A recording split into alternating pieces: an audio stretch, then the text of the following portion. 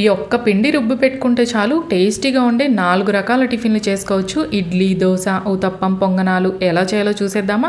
కొత్తగా ఎవరైనా ఛానల్ చూస్తూ ఉంటే సబ్స్క్రైబ్ చేసుకోండి. కొలత కోసం ఏదైనా ఒకటి తీసుకోండి. ఇక్కడ నేను టీ గ్లాస్ తీసుకున్నాను.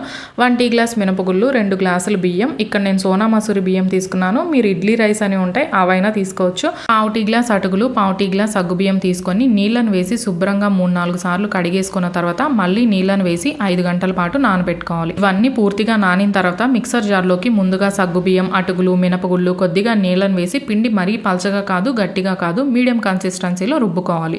మిగిలిన మినపగుళ్ళని రెండోసారి మిక్సీ వేసుకొని ఒక బౌల్లోకి తీసుకొని ఇప్పుడు బియ్యాన్ని కూడా మిక్సీ వేసుకుందాం. అదే మిక్సర్ జార్లో బియ్యాన్ని కూడా వేసి కొద్దిగా నీళ్ళను వేసి బియ్యాన్ని మరీ మెత్తగా కాకుండా కొద్దిగా రవ్వ తగిలేలాగా మిక్సీ వేసుకోవాలి.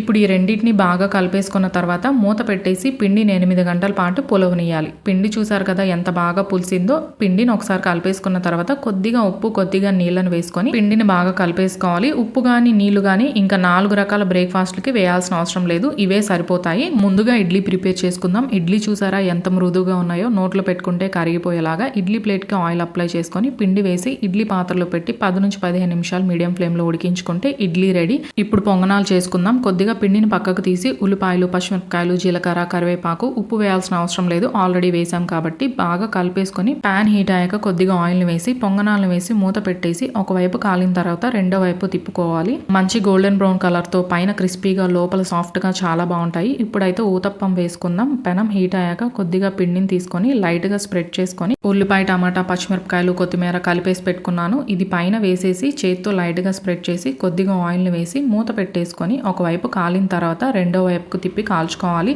ఇంతేనండి, ఊతప్పం కూడా రెడీ. చూసారా ఎంత కలర్ఫుల్గా ఉందో, టేస్ట్ కూడా అంతే బాగుంటుంది. ఇంకా ఫైనల్గా దోశలు కూడా మీరు కావాలంటే క్రిస్పీగా వేసుకోవచ్చు, లేదంటే సాఫ్ట్ దోశలు వేసుకోవచ్చు, దిబ్బ రొట్టెలు కూడా వేసుకోవచ్చు. ఇదే పిండిలో గోధుమ పిండి లేదా మైదా కలుపుకొని చిన్న పునుగులు కూడా వేసుకోవచ్చు. ఈ వీడియోని ఖచ్చితంగా లైక్ చేయండి. ఫ్రెండ్స్ అండ్ రిలేటివ్స్కి షేర్ చేయండి. Thanks for watching. బాయ్.